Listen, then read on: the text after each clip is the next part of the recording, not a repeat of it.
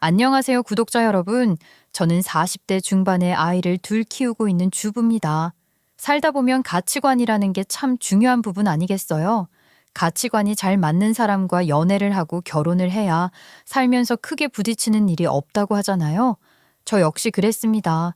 가치관이 잘 맞는 남편을 만나서 결혼 생활을 무탈하게 이어가고 싶다고 생각해왔고, 그런 사람을 만났어요. 하지만 가정을 꾸린다는 게 남편과 저 단 둘이서만 잘 먹고 잘 살면 되는 게 아니더라고요. 처음에는 몰랐었던 모습이 살면서 점차 드러나게 되는데 정말 제가 알던 사람들이 맞나 싶은 생각이 들었어요. 사람은 오래 봐야 알고 같은 공간에 있어 봐야 한다고 하더니 저에게 이런 일이 생길 줄은 정말 꿈에도 몰랐습니다. 애초에 상상을 했던 적도 없었고요. 가치관이 잘 맞고 저와 생활 습관이 잘 맞는다고 생각했던 그 가면에 속아 정말 큰 불효를 저지를 뻔했던 제 이야기를 지금부터 시작해 보도록 하겠습니다. 끝까지 제 이야기를 들어주시고 저 대신 속 시원하게 한마디 해주세요. 저는 어릴 때부터 예의범절에 대한 교육을 정말 엄하게 받으면서 자라왔어요. 부모님께서는 사람들 눈에 소위 말하는 금쪽이처럼 보이는 행동을 하는 것을 싫어하셨고, 어느 자리에 있던지 간에 항상 똑부러지고 조신한 모습을 보여주길 원하셨었어요. 공부를 못하는 것은 상관없지만 예의가 없는 것은 부모 얼굴에도 먹칠을 하는 짓이라고 하시면서 제 성적에는 관심을 별로 두지 않으셨지만, 제가 어디 가서 남들보다 못한 행동을 하는 건 치가 떨리게 싫어하셨죠. 항상 예의 바르게 행동해야 한다, 어른을 공경해야 한다는 말을 입에 달고 사셨기 때문에 저도 당연히 그 부분이 제 인생에 아주 중요한 가치관이라 여기며 살아왔어요. 학창 시절에도 그랬지만 성인이 된 다음에도 항상 예의를 중요시했어요. 그래서일까요? 어르신들께서는 항상 저에게 맏며느리감이라고 며느리 삼고 싶다고 입에 침이 마르도록 칭찬을 해주셨어요. 저는 그 말이 참 좋았습니다. 어딜 가서도 꿋꿋하게 잘 버텨낼 수 있을 거라는 칭찬처럼 들려왔거든요. 저는 항상 성품이 바른 사람이 되고 싶었고 노력했다고 생각했어요. 저의 노력에 결실을 맺은 것일까요? 저는 정말 우연히도 남편을 만나게 되었습니다. 저는 사람들 관계에서 언제나 진실된 태도를 보이려고 했고, 그 부분이 크게 남편과의 인연을 이어갈 수 있는 계기가 된 것 같아요. 저는 우연히 비가 쏟아지는 아침, 우산을 쓰고 급하게 버스 정류장을 향하고 있었어요. 그때 길가에 고장이 난 듯한 보이는 차 한 대와 당황스러운 표정을 하고 어쩔 줄 몰라 하시는 아주머니 한 분이 눈에 들어왔습니다. 평소에 부모님께서 가르쳐 주신 대로 어려움에 처한 사람들을 그냥 지나치면 안 된다는 말이 마음에 걸려서 저는 그 차 가까이 갔어요. 남을 돕는다는 것은 저에게 아주 자연스러운 일이었거든요. 아주머니께서는 시내에 있는 병원에 급하게 가야 하는 상황이었지만 차량이 고장나서 이러지도 못하고 저러지도 못하고 난감해하고 계신 상황이었어요. 보험회사 연락처를 아냐고 여쭤봤더니 아들 차라서 모른다고 하시더라고요. 어쩔 수 없이 주변에 있는 가까운 정비소를 찾아서 차량을 맡기는 일을 도와드렸죠. 덕분에 친구들을 만나기로 한 약속에는 대차게 늦어버렸지만 그 아주머니께서는 어찌 해야 할지 몰라 난감하던 찰나에 제가 천사처럼 보였다고 하시더라고요. 아유, 아가씨, 정말 고마워. 아가씨 아니었으면 여기서 아들 연락만 기다리면서 발이 동동 구르고 있었을 거야. 내가 아주 급하게 병원에 가야 했는데 덕분에 일이 빨리 해결된 것 같아. 내가 나중에 밥이라도 한번 사고 싶어서 그런데 혹시 연락처라도 좀 알려줄 수 있을까? 아니요, 아니에요. 저도 그냥 정비소에 연결해드린 것밖에 없는걸요. 아주머니께서도 조금만 차분하게 생각하셨다면 혼자서 해내실 수 있었을 거예요. 내가 너무 고마워서 그래. 그러지 말고 내가 꼭 밥 한번 살게. 이런 도움을 받고 그냥 지나치는 건 내 성격이 안 맞아서 그래. 간곡히 연락처를 알려달라고 말을 하시길래 손사래를 몇 번 쳤지만 결국 아주머니의 강권에 연락처를 주고받게 되었습니다. 저는 그저 한 번의 선행이라 생각하며 친구들을 만나서 즐겁게 놀았고 그렇게 아주머니를 잊고 지냈어요. 며칠이 지난 뒤에 한 통의 전화를 받게 되었죠. 아주머니셨어요. 저에게 고맙다는 인사와 함께 저녁 식사에 초대를 하고 싶다고 말을 하셨고, 저는 밖에서 간단하게 밥 한 끼 먹겠구나 싶어서 알겠다고 대답을 했는데, 글쎄 저를 집으로 초대해 주신 거예요. 식사 자리가 너무 부담스럽게 느껴졌지만 티를 내지 않으려고 노력했죠. 그 자리에서 저는 남편을 만나게 되었습니다. 아주머니, 그러니까 제 시어머니와 시아버지, 그리고 남편이 있는 식사 자리에 정말 어색하게 껴서 식사를 하게 되었어요. 밥이 코로 들어가는지 입으로 들어가는지 모르는 와중에 아주머니께서는 저에게 칭찬을 아끼지 않으셨죠. 장대비가 그렇게 내리는데 그냥 지나칠 법한데도 불구하고 기꺼이 나를 도와준 수연 씨에게 너무 고마운 거 있지.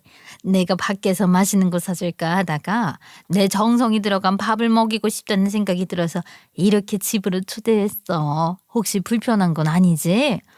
음식이 너무 맛있어서 개눈감치도 먹어버렸어요. 감사히 잘 먹었습니다. 어쩜 말도 이렇게 예의 똑부러지게 예쁘게 할까? 그러면 내가 얼른 차랑 과일을 내올 테니까 조금만 기다리고 있어. 그렇게 저는 그 자리에서 후식까지 배 터지게 먹고는 집으로 돌아오게 되었죠. 처음에는 그냥 신기한 경험이다 생각했었는데 그 자리에서 만났던 남편에게 연락이 따로 도착을 했어요. 처음에는 저에게 왜 연락을 했는지 영문을 몰라서 의아했는데 무뚝뚝한 남편이 처음 만난 자리에서도 서글서글하게 부모님을 대하는 모습을 보고 궁금함이 생겼대요. 며칠 고민을 하다가 제가 자꾸 눈에 밟혀서 따로 한번 만나고 싶다고 부담스럽지 않으면 한번 만나볼 수 있겠냐고 물어보더라고요. 그때 저는 부담스럽다는 생각보단 이런 인연이 닿을 수도 있구나 하는 신기한 마음이 생겼어요. 그래서 남편이 저에게 적극적으로 밥 한 끼 먹어보자, 싫으면 커피라도 마셔보자 하고 직진하는 것에 살며시 끌려가게 되었습니다. 나이 34세 만난 귀한 인연이라 생각하고 만나게 되었고, 세 번째 만남에 남편이 저에게 그러더라고요. 예의가 바르고 따뜻한 성품을 지닌 것에 끌리게 되었어요. 수연 씨, 저는 수연 씨와 함께 미래를 그려내고 싶습니다. 제가 너무 섣불리 판단하는 것 같다고 생각하실지 모르겠지만 전 늘 수연 씨 같은 사람과 결혼하고 싶었어요. 가정에 충실하고 인류애가 넘치는 사람이요. 저 역시 준호 씨가 진중하고 배려 깊은 모습을 보여주셨어서 제가 생각하는 이상형과 비슷하다는 생각을 했어요. 준호 씨 마음이 그렇다면 우리 계속 만나볼까요? 저는 남편과 그렇게 연애를 시작했고, 저희는 연애를 하는 동안 정말 단 한 번도 빠짐없이 서로를 배려하며 서로의 기분을 살피며 그렇게 존중하는 만남을 이어갔어요. 단 한 번도 큰 소리를 내면서 싸운 적이 없었고, 이 사람이라면 얼마든지 나의 인생을 함께 걸어도 괜찮겠다는 생각을 하게 됐죠. 양계 결혼을 하겠다고 말을 했을 땐 그 누구보다 시어머니께서 쌍수를 들고 환영을 해주셨어요. 너무나도 내가 바라던 며느리가 들어오게 된 것 같아서 기뻐. 내가 정말 평생 잘해줄게. 우리 서로 맞춰가면서 그렇게 한 가족이 되어보자. 우리 아들이 서운하게 하는 게 있으면 언제든지 나한테 일러 바치고 말이야. 알았지? 극진한 환대에 저는 결혼을 하기로 결심한 것을 후회하지 않았어요. 남편이랑 2년의 연애 끝에 36이라는 나이에 결혼을 하게 되었고, 그 뒤로 아이도 둘이나 낳고 행복한 가정을 꾸리며 살게 되었지요. 행복한 가정을 꾸리게 되었다고 혼자 착각하며 지냈을지도 모르겠습니다. 막상 결혼 생활을 시작하고 난 뒤 제가 보지 못했던 모습들을 하나둘 보게 되었고, 저는 점점 지쳐가게 되었거든요. 물론 결혼 생활이라는 게 현실이라고는 하지만 저는 현실이 이렇게까지 시궁창일 거란 생각을 못했어요. 그냥 너무 피곤하고 매일매일이 스트레스의 연속이었죠. 결혼한 지 얼마 지나지 않아서 아이를 낳았기 때문에 저는 일을 그만두게 되었어요.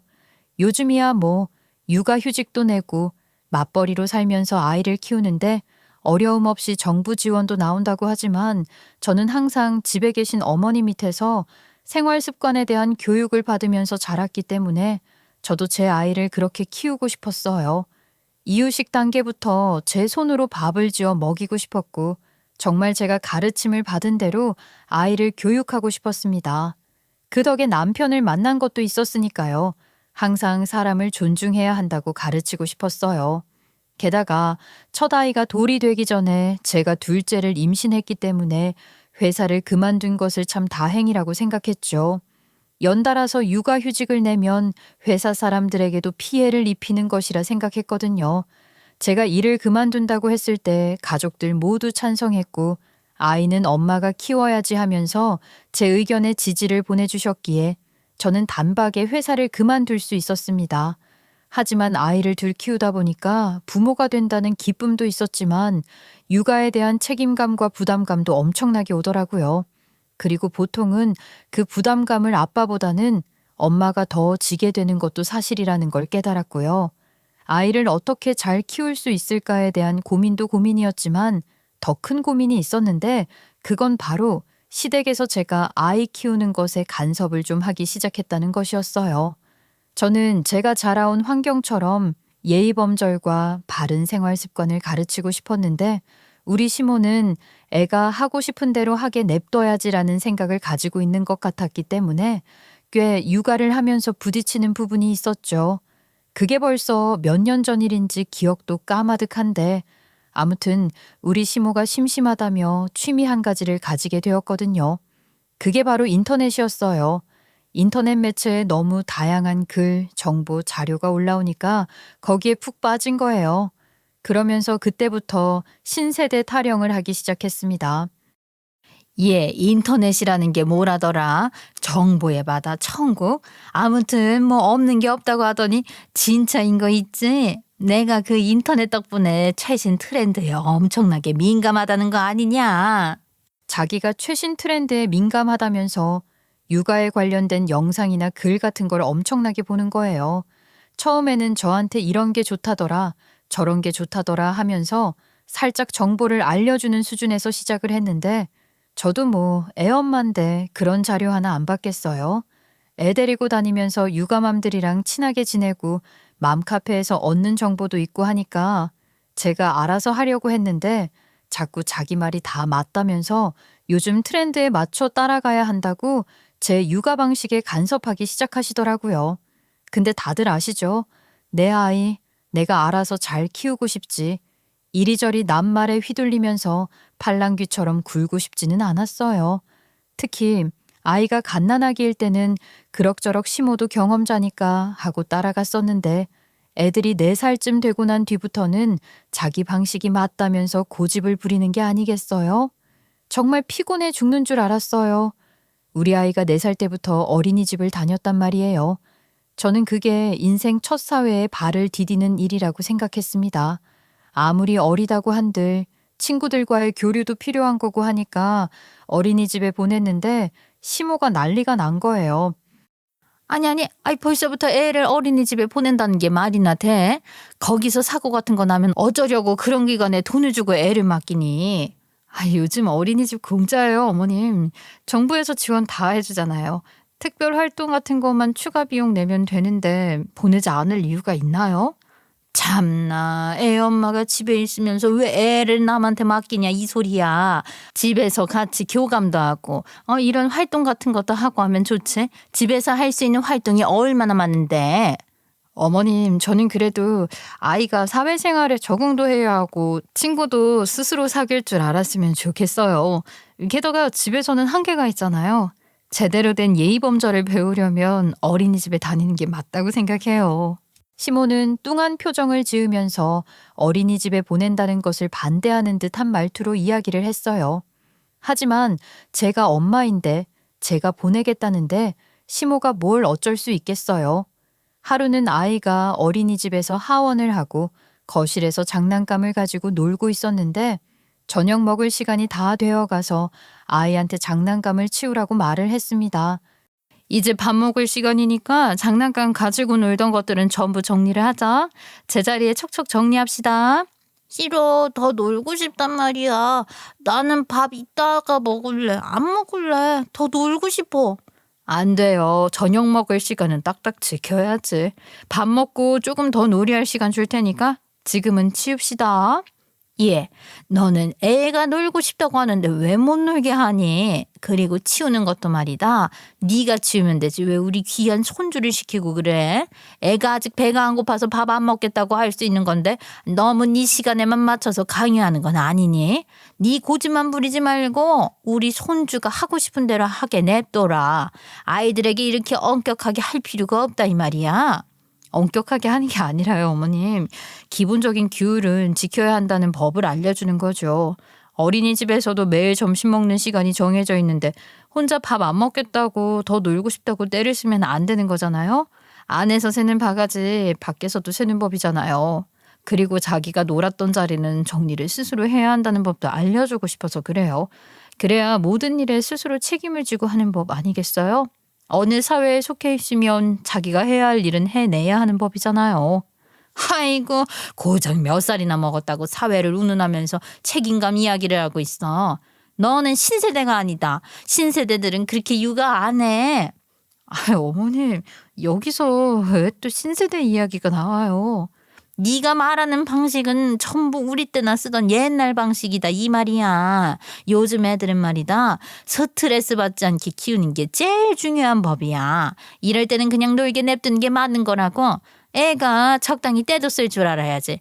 자연스럽게 배우는 게 중요하다 이 말이야. 그래서 저는 그냥 콧방귀 뀌고 무시하면서 밥상을 차렸죠. 밥 다 차리고 나서 밥 먹으라고 하니까 할머니가 자기 편든다고 아들이 제 말을 싹 무시를 하면서 장난감 가지고 노는 거예요. 제가 기가 막혀서 조금 큰 소리로 밥 먹으라고 말을 했더니만 시모가 저한테 소리를 버럭 지르는 겁니다. 얘한테 왜 큰 소리를 내고 그래? 우리 손주 놀라게. 어구 우리 강아지 장난감 가지고 더 놀고 싶었죠요? 그럼 놀아요. 이 할미가 옆에서 밥 떠먹여 줄게. 그러더니만 밥상에 있는 아이 식판을 가지고 가서는 놀고 있는 애한테 떠먹여주는 게 아니겠어요. 정말 그 꼴이 너무나도 보고 싶지 않았어요. 애가 거실에 장난감 가지고 놀면서 밥을 먹는데 그게 제대로 입에 들어가기나 하겠어요. 다 흘려가면서 밥을 먹는 거예요. 장난감 가지고 노느라 정신이 팔려서요. 제가 열받아서 소리를 버럭 질렀죠. 이호석 당장 여기 앉아서 밥 먹지 못해? 밥 먹을 때는 장난감 가지고 노는 거 아니야. 얌전히 먹어야지. 엄마 무서워. 할머니 엄마가 화내. 아니 너는 왜 애한테 겁을 주고 그러니? 쓸데없이 이런 데다 힘 빼지 말어라. 내가 인터넷에서 봤는데 애들이 밥 먹을 때 즐거워야 이 소화도 잘 되고 정서적으로도 좋다고 하더라. 너무 잔소리하지 말고 그냥 냅둬라. 할머니 최고. 어머님, 아무리 그래도 예의 범절은 지켜야 하는 법 아니겠어요? 밥상머리 교육이라는 게 얼마나 중요한 건지 어머님도 잘 아시면서 왜 그러세요? 어머 무슨 소리를 하는 거야? 그런 건 나중에 크면 알아서 다 고쳐지는 법이다. 애들이 스스로 배우게 하는 게 훨씬 낫다 이거야. 요즘 세상에서 누가 그렇게 규칙을 딱딱 지키면서 살아? 아유 너무 간섭하고 꾸짖기만 하면은 애들이 스트레스 받는다고. 얘 너는 신세대가 아니라서 잘 모르나 보다. 요즘 애들은 죄다 이런 거 알고 있던데 신세대답게. 말끝마다 신세대 타령을 해대는데 여기서 끝이 나면 제가 왜 굳이 신세대 이야기를 입 밖으로 꺼냈겠어요. 그 이후에는 완전 인터넷 중독자처럼 하루 종일 휴대폰 화면만 들여다보면서 이런 영상 저런 영상 다 보는 게 아니겠어요? 시모는 저한테 틈만 나면 이거 봤냐 저거 봤냐 하면서 저도 모르는 트렌디한 이야기들을 줄줄이 늘어놓으면서 저를 무시하셨죠. 제가 뭐 모른다고 말을 할 때마다 그런 것도 모르냐고 신세대가 아니다. 요즘 말하는 MZ인지 뭔지가 아니야. 하는데 와 미치겠더라고요. 거의 뭐 중독자 수준이었어요. 물론 젊은 감각에 저도 가끔은 놀라긴 했지만 시모 행동이 부담스럽게 느껴지는 건 어쩔 수 없었지요. 우리 집이 시댁이랑 진짜 가까웠거든요. 시부는 맨날 친구들 만나러 나가서 술 먹고 들어오고 뭐 가끔 화투놀이 같은 거 하고 하느라 바빴단 말이에요. 그러니까 시간이 널널하게 남는 시모는 맨날 우리 집에 와서 그렇게 시간을 때웠어요. 손주 보고 싶다는 핑계로 말이죠. 하루는 저한테 저녁에 뭐 먹고 싶냐고 물어보더라고요. 저녁 시켜 먹는 게 좋으시겠어요? 전 사실 아무거나 괜찮아요. 어머님께서 드시고 싶은 걸로 시켜 먹어요. 아니다. 예, 우리 그럼 각자 먹고 싶은 걸로 시켜서 더치페이인지 뭔지 그거 하자. 요즘 신세대들은 더치페이가 필수라고 하지 않니? 나도 이제는 트렌디하게 살아야겠어. 그러니까 요즘 신세대들처럼 각자 먹고 싶은 거 알아서 시켜 먹자. 내가 그 배달 어플인지 뭔지도 깔아뒀다. 네? 굳이 식사를 하는데 그래야 할 필요가 있을까요? 아유, 어머님, 제가 그냥 사드릴게요. 가족끼리 더치페이 하는 것도 웃기잖아요. 그리고 1인분씩만 오는 배달집 별로 없어요. 아이고, 이제는 옛날 방식 버려야지. 요즘은 자립심도 중요하고 서로 존중하는 관계가 더 좋은 법이야. 내가 유튜브에서 봤는데 이게 신세대 트렌드라니까. 나도 요즘 말하는 젊은 할미 노릇도 좀 해보고 그러자. 요즘 젊은이들이 다 이렇게 산다던데 너는 도대체 집에서 뭘 하길래 나보다 모르는 거야? 타박 아닌 타박을 주면서 꾸역꾸역 다 먹지도 못할 음식들을 배달시키는데 참 답답하더라고요. 신세대도 신세대 나름인 거지. 음식 배달 시켜 먹는데 굳이 그렇게 1인분씩 오지도 않는 음식을 각자 먹겠다고 더치페이를 해야 할 이유가 뭐가 있겠어요. 더 웃긴 건 그 이후에 있었던 일이었어요. 수연아, 나 이번에 새로운 채널을 봤는데 그 채널에서 말하기를 부부가 서로의 돈을 독립적으로 관리하는 게 중요하대. 너도 용돈 관리하는 게 좋을 것 같아. 이렇게 하면 더 자립심이 생긴다더라. 아유, 어머니, 저희는 서로의 재정을 투명하게 관리하고 있어요. 그게 더 좋을 것 같아서요. 제가 직장 다니는 것도 아니고 간간히 프리랜서로 외주 작업 들어오는 게 있으면 뭐 용돈벌이 하는 수준으로만 일을 하고 있어서 그이가 벌어오는 돈으로 생활비를 써야 하는데 각자 관리하고 생활하면 생활비 문제가 생길 것 같아서요. 지금이 딱 좋아요. 그럼에도 불구하고 요즘엔 독립적인 게 대세야, 대세. 나도 우리 아들한테 용돈 받아 쓰고 싶거든. 그러니까 한번 생각해봐. 갑자기 용돈 이야기를 꺼내니까 저도 당황스럽더라고요. 남편이랑 이야기를 했지요. 그랬더니 남편이 슬쩍 심호편을 들면서 그러는 거예요. 엄마가 용돈 받아 쓰고 싶다고 그랬다고? 하긴 엄마가 돈이 없으니까 용돈 받고 싶을 수도 있겠네. 그럼 내가 매달 50만 원이라도 챙겨드려야겠다. 어? 아, 지금 그게 무슨 소리야. 나랑 상의도 없이 갑자기 50만 원씩 용돈을 챙겨드리겠다고? 그럼 우리 친정은? 아니 뭐 엄마 말도 그렇게 틀린 말은 아닌 것 같아서 아무리 부부라고 해도 금전적인 부분은 독립적으로 관리하는 것도 좋지. 그러니까 당신도 처가에 용돈을 드리고 싶으면 당신이 부업이라도 해서 용돈 드리는 게 어때? 집에서 뻔히 아이 돌보면서 쉬고 있는 걸 알면서 그렇게 말하는 걸 보면서 기가 막히더라고요. 제가 정말 남편에 대해 이야기를 하자면 또 하고 싶은 말이 한 바가지예요. 연애할 때는 그렇게 세상의 중심이 저로부터 시작되는 사람처럼 저를 배려하고 제 의견에 충실하던 사람이 결혼 이후에 점점 변하는 게 눈에 보였거든요. 물론 제가 아이 둘을 거의 터울 없이 출산을 하면서 다이어트도 못하고 자기 관리도 못했다는 거 충분히 알고 있어요. 근데 남편이 저한테 그 부분을 꼬집어서 이야기를 하더라고요. 아 이렇게 게으른 사람인 줄 몰랐지 뭐야. 아니 출산을 한 지가 언젠데 도대체 그 살은 언제 빼는 거야? 평생 이렇게 뚱뚱한 모습으로 살려고? 아니 내가 뭐 운동을 할 시간이 어디 있어서 살을 빼. 애 둘 키우면서 지지고 볶고 하느라 죽을 것 같은데 나한테 고생했다고 말은 못할 망정 살 가지고 뭐라 할 일이야? 내가 오죽하면 이런 말을 꺼냈겠어. 오죽하면 우리 침대 말이야 더블 침대 사용하고 있는데 당신이 살이 찌면서 공간을 다 차지해서 나는 거의 뭐 끄트머리에서 자는 거 알고 있지. 불편해 죽겠단 말이야. 아 이럴 거면 차라리 각방을 쓰던가 침대를 더 큰 걸로 바꾸던가. 진짜 서운하기도 하고 속상하더라고요. 남편이 제게 처가에 용돈 주고 싶으면 돈을 벌어라 한 소리에 자존심이 상해서 외주일을 가끔 받아서 집에서 작업을 하기 시작했어요. 제가 하던 일이 워낙 프리랜서로도 많이들 전직하는 직업이라서요. 그래도 일한다고 유세 떨 만큼의 돈벌이는 안 되어서 남편이 퇴근하는 시간에 맞춰서 일을 끝내려고 했어요. 우리 친정집에서는 항상 가족들끼리 같이 밥을 먹었거든요. 무조건 식사는 다 같이 해야 하는 거라고 배웠어요. 그래서 그게 익숙해서 그랬는데 남편이 퇴근하고 집에 와서 제가 식탁 다 차려놨더니만 혀를 쯧쯧 차는 거예요. 밥상머리 앞에서 왜 혀를 차고 그래? 아유, 얼른 씻고 와서 밥 먹어. 배고파 죽겠어. 이렇게 먹기만 하니까 살이 찌지. 나 오늘 친구들이랑 약속 있어서 나갈 거야. 그러니까 혼자 먹어. 아니, 밥상 다 차려놨는데 왜 이제 와서 그런 소리를 하고 그래? 미리 말을 해줬으면 좋았잖아. 아, 내가 일부러 당신 좋아하는 갈비찜까지 해놨는데. 아, 됐어. 그냥 입맛 떴고 친구들이랑 나가서 먹을 거야. 지금 말하잖아. 그래서 아무튼 나 나간다. 혼자 밥을 먹으려니까 밥맛도 없고 이걸 어떻게 설명해야 하는 감정인지도 모르겠더라고요. 남편은 그 이후에도 친구들과의 약속을 점점 늘려갔고 저랑 같이 밥을 먹으면 이상하게 입맛이 없다는 둥 하면서 저에게 은근히 상처를 주는 말을 하기 시작했어요. 저와 보내는 시간이 점점 줄고 자신의 즐거움을 우선시하게 된 거지요.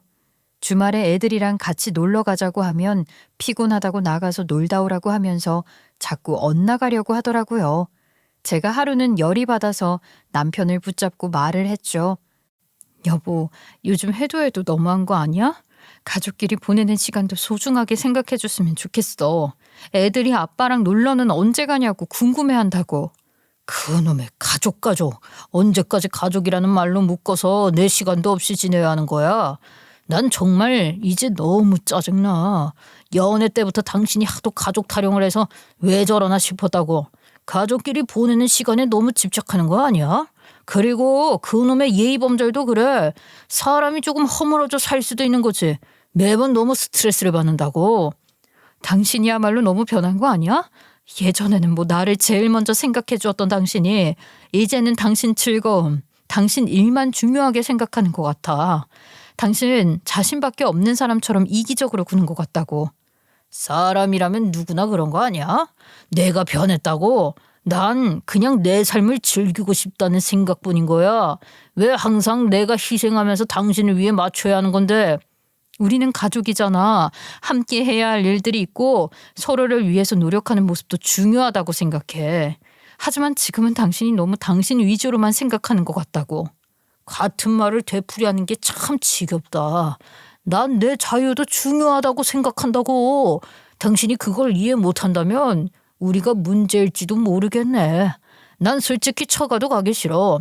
맨날 어디서 주워온 것 같은 풀떼기만 반찬으로 주면서 싸구려 입맛 강요하는데 처가에 가면 입맛이 뚝뚝 떨어진다고. 근데 당신도 그래. 맨날 어디서 몸에 좋다더라 하며 가지고 오는 것들이 웬 궁상 맞은 식탁인 것 같아서 밥맛이 뚝뚝 떨어진다고. 매일 식사를 차리면서 얼마나 남편의 건강을 생각했는데 고작 돌아오는 말이 저런 소리라니. 제가 여태까지 뭘 위해서 생각하고 달려온 건지 그 목표점을 잃은 것 같은 기분이 들었어요. 저희 친정집의 방식을 강요하려던 건 절대 아니었는데 남편이 그렇게 느끼고 지겹다고 말하는 것조차 너무나도 큰 상처였죠. 저는 그저 잘해보려고 한 것이었는데 어쩌다가 이렇게 돌이킬 수 없는 곳까지 오게 된 것인지 자괴감까지 들기 시작했어요. 저는 점점 그렇게 풀이 죽어서 자존심 따위 없는 사람처럼 작아졌죠. 그 뒤에도 남편은 변하는 모습 하나 없이 점점 더 짜증이 늘어갔어요. 저랑 같이 밥이라도 먹는 날에는 내내 젓가락으로 반찬을 뒤적거리면서 반찬 투정을 했어요. 처가에서 맨날 이런 싸구려 반찬들만 먹고 살았으니까 평생 싸구려 입맛에 길들여져 있는 거야. 도대체 식당에서 나오는 것만큼을 기대하는 건 아니지만 남들 먹는 밥상 같은 모습은 해야지. 이건 뭐 회사 구내식당보다 못한 거 같네. 지금 우리 부모님 입맛까지 싸잡아서 욕하는 거야? 평생 싸구려 입맛에 길들여져 있다고? 이게 얼마나 건강한 식탁인데 그런 소리를 할 수가 있어? 진짜 짜증이 머리끝까지 났습니다. 제가 차려주는 밥이 귀한 줄도 모르고 막말을 해대는 꼴이 배가 불러서 그런 것 같더라고요. 그래서 저 당당하게 파업 선언했습니다. 앞으로 밥 안 하겠다고요. 남편 보고 밥 네가 챙겨 먹어라 하니까 아주 살판 났대요. 맨날 배달 음식 시켜 먹으면서 신나 죽더라고요. 근데 남편과의 문제만 있는 게 아니라 계속해서 신세대 타령하는 시어머니 때문에도 미칠 것 같으니까 정말 하루하루 눈 뜨는 게 싫을 정도였어요. 하루는 어디서 말도 안 되는 옷을 입고 나타나서는 요즘 유행하는 옷이란다 하는데 우리 시모 칠순이 코앞인데 말이죠. 정말 요즘 애들이 입을 법한 딱 달라붙는 티셔츠를 입고 롱스커트까지 입은 거예요. 그것도 어울리는 나이가 있는 거 아니겠어요? 근데 시모는 옷 입는 거에 나이가 어디 있냐고, 편하게 잘 맞고 잘 어울리면 그만 아니냐고 하는데 진짜 주책이지 뭐예요? 어울리면 말을 안 했죠. 근데 시모 칠순이 코앞이라고 했잖아요. 우리 친정엄마랑 시모랑 동갑이거든요. 근데 우리 친정엄마가 시모보다 딱 생일이 한 달 빨랐어요. 저도 외동, 우리 남편도 외동이었기 때문에 우리 둘이서 양가 부모님 칠순을 챙겨야 하는 상황이었지요. 사실 우리 친정에서는 팔순도 아니고 칠순을 왜 챙기냐 됐다고 하셨거든요. 그래서 저도 그냥 알겠다고 팔순 잔치를 하겠다고 했는데 우리 시모가 자기 칠순 잔치를 엄청 성대하게 했으면 좋겠다고 저한테 말을 딱 하는 순간 괜히 타오르는 괘씸함에 우리 친정엄마도 칠순 잔치 해드려야겠다 싶더라고요. 솔직히 시모는 해주고 우리 친정엄마는 안 해주면 서운한 거 아니겠어요? 그래서 남편한테 말했죠. 이번에 우리 엄마도 그렇고 어머님도 그렇고 칠순이시니까 칠순 잔치 어떻게 할지 슬슬 이야기를 해야 할 것 같은데. 장모님은 안 하신다고 하지 않았어? 갑자기 웬 칠순 이야기를 꺼내? 어머님이 칠순 잔치 열어달라고 하시는데 당연히 우리 엄마도 챙겨서 해드려야 하는 거 아니야? 누구는 해드리고 누구는 안 해드릴 수 없는 거잖아. 아니 우리 엄마 해주는 거야. 엄마가 원했으니까 해주는 건데 장모님은 왜 끼우냐 이거지. 장모님이 안 하시겠다고 거절까지 했는데 굳이 그거 해드려야 해? 우리 엄마가 안 하고 싶어서 안 한다고 했겠어? 엄마도 우리 부담될까 봐 안 하겠다고 한 거겠지. 칠순잔치 열어드리겠다는데 싫어할 사람이 얼마나 되겠어. 그러니까 입 꾹 다물고 있는데 그 꼴이 참 보기 싫더라고요. 어쩜 이렇게 사람이 한순간에 정이 뚝뚝 떨어질 수 있는지요. 그래도 뭐 어쩌겠어요.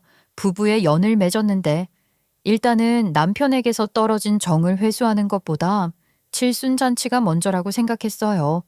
우리 친정엄마 생일이 한 달 빠르니까 양가 부모님 모두 한정식 집에서 비싼 정식 시켜 먹고 생일 케이크 불고 하면 되겠지 싶어서 우리 엄마 칠순 잔치부터 먼저 예약을 했어요. 사실 그렇잖아요. 뭐 시모는 성대하게 하고 싶다고 했지만 앞으로 팔순이 다가올 거고 팔순 때 진짜 크게 하면 되지 않겠어요? 요즘 칠순 잔치를 누가 그렇게 열심히 한다고요. 그래서 한정식 집에서 하면 되겠다 싶어서 일단 우리 친정엄마 먼저 예약을 하고 남편한테 이야기를 했지요. 주 수입원이 남편이었으니까요. 우리 엄마 그 옆 동네에 유명한 한정식 집 있잖아. 거기서 칠순잔치 예약해뒀어. 워낙 유명한 곳이니까 어머님 칠순도 거기서 하면 좋을 것 같은데. 룸 예약한 비용이랑 식대는 이 정도 나온다고 견적 받아왔어. 케이크는 맞춤 제작하는 곳으로 알아보고 있고. 그걸 왜 나한테 이야기를 하고 그래? 우리 엄마 말 못 들었어? 이런 건 각자 자기 돈으로 챙기는 거지. 지금 설마 장모님 칠순잔치 비용 나보고 내라는 거야? 장모님이 굳이 안 하시겠다고 했던 칠순잔치 당신 욕심에 꾸역꾸역 하는 거면서. 당신 정말 너무한 거 아니야? 내가 애 키우면서 회사도 그만두고 벌이도 없는데 아니 어떻게 우리 엄마 칠순잔치를 다 해드려? 장모님도 그 사정 다 아니까 칠순 챙기지 말라고 한 거겠지. 그럼 장모님 말대로 안 하면 되는 거잖아. 왜 꾸역꾸역 맞춰서 하려고 하냐고. 예약 다 했으니까 당신이 결제해줘. 정말 입 꾹 다물고 대답 안 하는데 한 대 치고 싶더라고요. 지네 엄마만 엄마고 우리 엄마는 엄마도 아니래요. 너무 열이 받았죠. 아무튼 남편에게 통보해놓고 일부러 칠순 잔치 이야기도 안 꺼냈어요. 친정엄마 생신 3일 전에 한정식 집에 연락을 했습니다. 예약 확인할 겸 인원 추가할 사람이 있어서 변경하려고 전화를 했더니만 한정식 집에서 예약금을 안 내서 취소했다는 게 아니겠어요? 이게 무슨 소리냐 싶더라고요. 뭔가 잘 못된 것 같으니까 다시 한 번만 확인을 해달라고 했는데 돌아오는 대답은 똑같았어요. 맞는데요. 예약금 보내달라고 연락드렸더니 칠순잔치 취소됐다고 예약 취소해달라고 하셨어요. 남편분께서 직접요. 저는 일을 갈면서 남편이 퇴근하고 돌아오기만 기다렸습니다. 남편이 집에 오자마자 바로 이야기를 했죠. 당신 우리 엄마 칠순잔치 예약금 걸어달라고 했더니 취소한 거 사실이야? 진짜 당신이 취소했어? 아이 맞아. 이야기한다는 걸 깜빡했네. 그거 예약 안 했어. 왜 당신 마음대로 취소를 하고 나한테 말도 안 해? 이게 맞아 정말? 솔직히 말해서 장모님 칠순잔치를 왜 그렇게 비싼 한정식 집에서 해? 솔직히 나는 이해를 못 하겠네. 어머님 칠순도 거기서 하려고 했는데 같은 데서 하면 비교 당할 일도 없고 좋잖아. 장모님 입맛은 싸구려잖아. 맨날 어디 6.25 때나 먹던 음식 같은 거 해 드시면서 그렇게 비싼 거 드시면 탈난다고. 당신 지금 뭐라고 그랬어? 미친 거야? 내가 뭘. 사실만 말한 건데 내가 뭘. 솔직히 돈 아까워. 그리고 우리 엄마는 성대하게 하고 싶다고 친구들 다 부를 거라고 해서 호텔을 예약했어. 진짜 기가 막혀서 어머님 칠순잔치를 호텔에다가 예약했다고? 너 지금 그게 나한테 할 말이니? 미쳤다 미쳤어. 잔치 같은 것도 급에 맞춰서 하는 거지. 장모님은 네가 성의껏 집에서 밥 차려서 대접해. 솔직히 올 사람도 몇 명 없잖아. 끽해봐야 우리 가족 4명에다가 장모님, 장인어른 그리고 누가 있어. 6인분만 차리면 되겠네. 이모님네도 오신다고 했어. 그러면 이모님네까지 당신이 차리면 그만 아니야? 제가 진짜 열이 받고 분한데 주 수입원이 남편이니까 돈이 없어서 그 한정식 집에서 칠순을 할 수가 없는 거죠. 결국에는 친정엄마한테 죄송하다고 말을 하고 제가 진짜 성심성의껏 상 차려서 대접을 했는데 그 자리에 남편놈 야근이라고 안 온 거 있죠? 진짜 너무 서러워서 이모 붙잡고 엄마 붙잡고 막 울었습니다. 제가 그동안 시모한테 신세대 타령에 얼마나 속이 상했는지 막 다 쏟아냈지요. 그랬더니 우리 사촌, 그러니까 이모 딸이 저한테 슬쩍 아이디어를 주더라고요. 기가 막히다 싶었습니다. 그날 집에 퉁퉁 부은 눈으로 돌아와서 남편한테 시모 생파 어디서 하냐고 제가 준비를 좀 해야겠다고 말을 했더니 미심쩍은 눈으로 보더라고요. 제가 우리 친정엄마 생신 때 해드리려고 준비했었던 리스트 쫙 보여주면서 시모 생신 호텔에서 성대하게 한다는데 이왕 돈 쓰는 거 꿀리지 않게 준비해야 하지 않겠냐고 했더니만 남편이 어디 한번 해봐. 내가 이번에 당신 능력 한번 보게 이러는 거예요. 얄미운 새끼. 그래서 저 진짜 이를 갈고 준비했습니다. 정말 제 인생에 가장 발빠르게 돌아다닌 순간을 꼽자면 시어머니 칠순잔치를 준비하던 그때인 것 같아요. 그리고 칠순잔치 당일이 되었습니다. 호텔에 조금 큰 룸을 빌렸더라고요. 거의 30명 수용 가능한 룸이었어요. 거기에 시모 친구들부터 시부 친구들의 친척들 다 모이게 됐는데 우리 시모가 저한테 절대로 술을 준비하지 말라고 그랬거든요. 왜냐면 시부가 술만 먹으면 개가 되거든요. 근데 제가 이를 갈고 준비했는데 시모 말을 듣겠어요? 테이블마다 술 척척 깔아놨지요. 우리 시부 눈 돌아가는 소리가 들리더라고요. 아니 네 시아버지가 어떤 사람인 줄 알면서 술을 준비했어. 내가 술 준비하지 말라고 그랬잖니? 어머, 제가 준비한 거 아니에요. 호텔 측에서 술 없으면 되겠냐고 깔아준 건데 왜 저한테 성질을 부리고 그러세요? 웃는 얼굴에 침 못 뱉는다고 웃으면서 이야기를 하니까 아무 말도 못 하시더라고요. 그런데 제가 여기서 멈춰서야 되겠어요? 제가 시부랑 시부 친구들이 앉는 테이블에 뭘 준비해놨냐 하면 바로 화투패를 깔아두었다 이겁니다. 시부가 그냥 엄청나게 신나서 칠순잔치고 뭐고 술 마시면서 화투 치느라 정신이 없더라고요. 당신 미쳤어? 우리 아버지가 화투 좋아하는 거 알면서 지금 저 테이블에 화투를 깔아둔 거야? 여보, 지금부터 시작이야. 그러니까 기대 아주 잔뜩 해도 좋다고. 남편이 얼빠진 얼굴을 한 그 순간 서빙하는 사람들이 싹 들어왔는데 원래 호텔에서 잔치 같은 거 하면 정장 입은 사람들이 음식 나르고 그러잖아요. 근데 제가 미리 이벤트 업체에 부탁을 해서 호텔 직원들 말고 다른 사람들을 고용했거든요. 그 사람들이 뭘 입고 왔는지 아세요? 혹시 바니걸 의상 하시는지 모르겠어요. 수영복 같은 거에 토끼 꼬리 달린 야시시한 옷 있잖아요. 그런 옷을 입고 서빙을 하기 시작했습니다. 남편이랑 시모랑 뒤집어지더라고요. 아이고 이게 다 무슨 꼴이야? 어? 어디다 눈을 둬야 할지 모르겠네. 저 사람들 뭐 하는 사람이야? 당장 치우지 못해? 어머님, 요즘 트렌드는 이런 거래요. 어머님이 하도 신세대 타령, 트렌드 타령 하시니까 신세대답게 준비해봤어요. 어머님이 외국 결혼식 영상 보여주시면서 신부가 짧은 미니드레스 입은 게 멋있어 보인다고 하시길래 저도 어머님 트렌드에 맞춰봤어요. 외국에서는 저런 의상 입고 서빙하는 게 최고로 핫한 거라던데요. 어머님, 핫한 거 좋아하시잖아요. 시모가 부들부들 떠는데 친척들이랑 시모 친구들이 전부 남새스럽게 이게 뭐야 하면서 다들 인상 쓰더라고요. 나이들이 칠순이니까 당연히 그럴 수밖에 없지 않겠어요. 젊은 사람들이 클럽에나 가면 볼 법한 의상을 입고 있는 사람들이 서빙을 하고 있으니 다들 어쩔 줄 몰라 하는데 시모가 그 자리에서 저한테 체면상 욕을 할 수도 없고 부들부들 거리는 거 보면서 저만 속으로 낄낄거렸지요. 거기다가 칠순잔치 때 시모가 트로트를 좋아하거든요. 그래서 무명 가수라도 하나 섭외해서 공연을 했으면 좋겠다고 했었단 말이에요. 어머님, 핫하게 제가 축가도 하나 섭외했어요. 그래? 가수는 내가 좋아하는 트로트 가수로다가 섭외했냐? 누구 했냐? 요즘 인터넷에서 엄청 핫한 사람이라는데 우리 어머님이 또 신세대니까 아실 수도 있겠다. 어머, 저기 나오네요. 제 말이 끝이 나는 순간 룸의 불이 딱 꺼지면서 갑자기 미러볼이 윙윙 돌아가며 화려한 조명이 켜졌다 꺼졌다 하기 시작했어요. 시모가 놀래서 시모가 이게 뭐야 하고 난리가 났죠.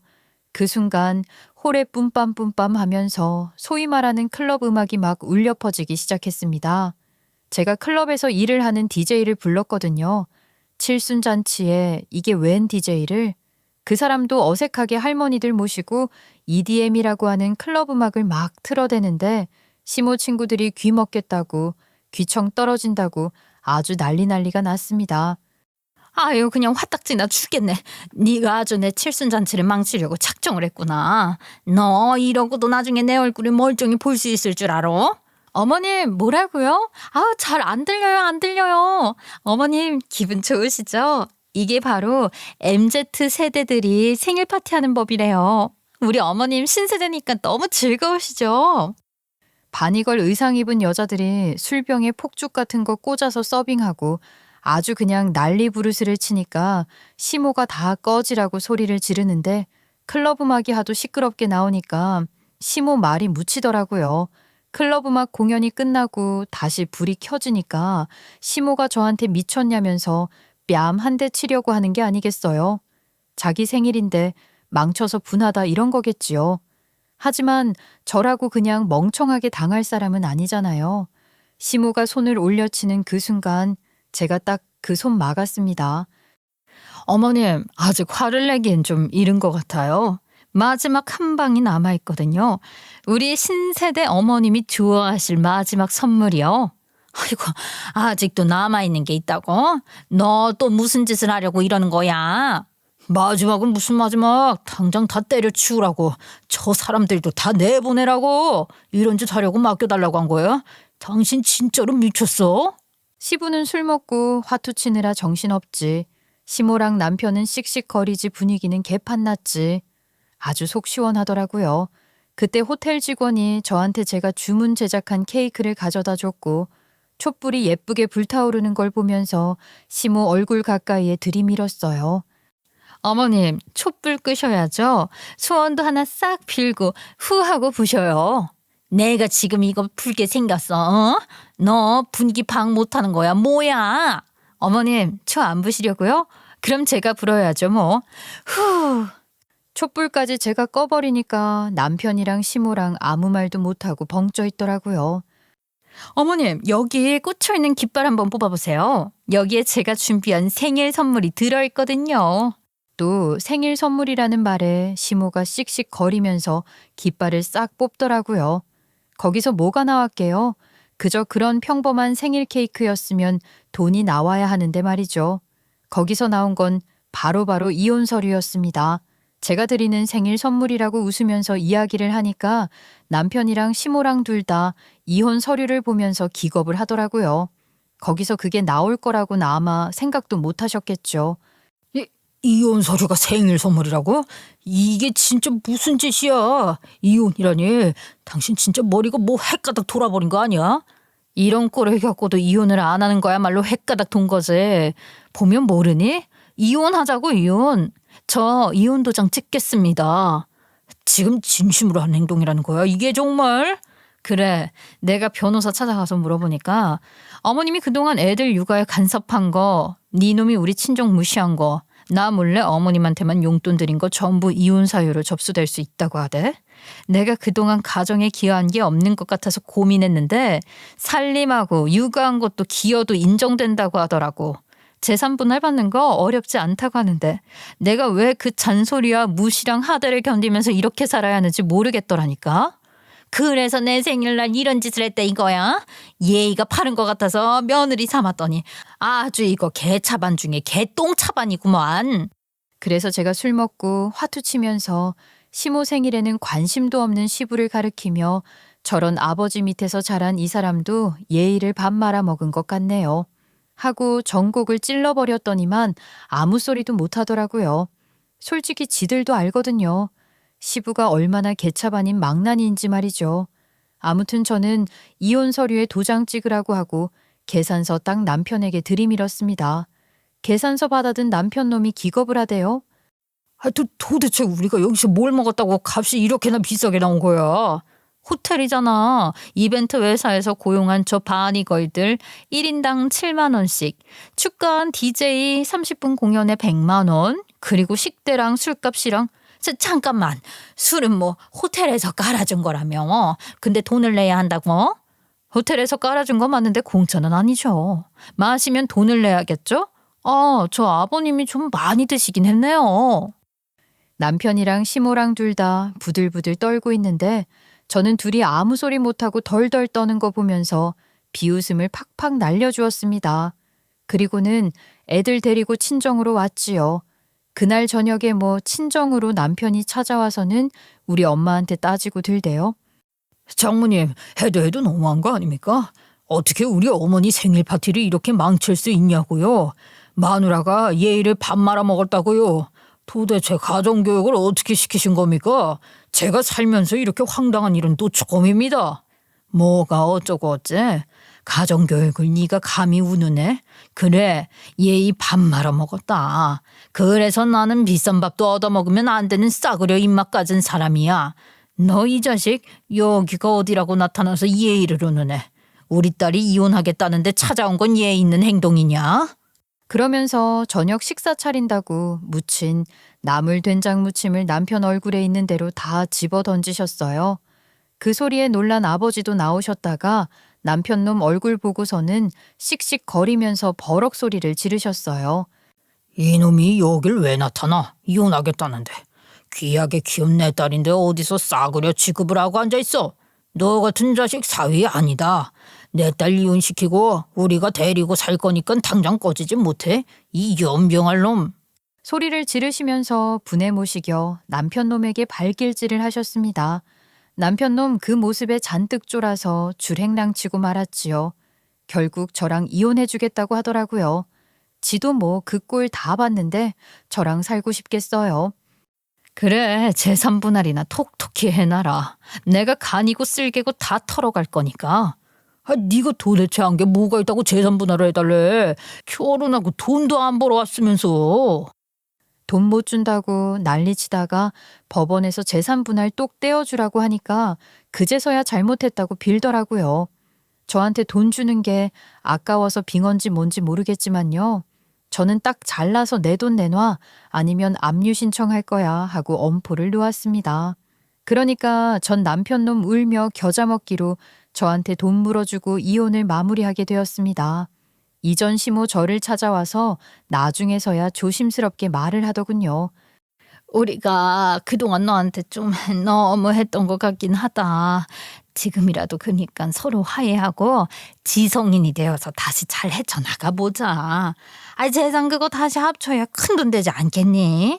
어머님, 저한테 사과해 주시는 거예요? 제가 그동안은 어머님께 예의를 차리느라 못한 말이 있는데 해도 될까요? 아이 그래. 서로 앙금이 있으면 다시 지금 다 풀자고 하고 싶었던 말이 뭐니? 어머님, 여엇이나 잡수세요. 합치긴 뭘 합쳐. 이혼해서 속 시원한데. 가세요. 제 눈앞에 2번 다시는 나타나지 마시라고요. 그랬더니만 아주 기가 막히다는 표정을 지으시더라고요. 뒤에 침까지 뱉어주고 싶었지만 그건 또 제 안에 있는 유교 사상이 허락하지 않았어요. 아무튼 사촌 동생에게는 제가 시원하게 비싼 밥 사줬습니다. 저한테 신세대식으로 칠순잔치를 해주라고 언지를 안 해줬으면 이번에도 똑같이 당하고 또 참고 살아야 했을지도 모르겠지만 사촌 덕분에 시원하게 복수하고 이혼까지 마무리 짓게 되었으니 참으로 속 시원합니다. 아이들에게는 아빠를 빼앗은 것 같아서 조금 미안하지만 그래도 언제까지 참고 살 수는 없잖아요. 제 인생 앞으로 꿋꿋하게 사이다 날리면서 살아보겠습니다. 감사합니다.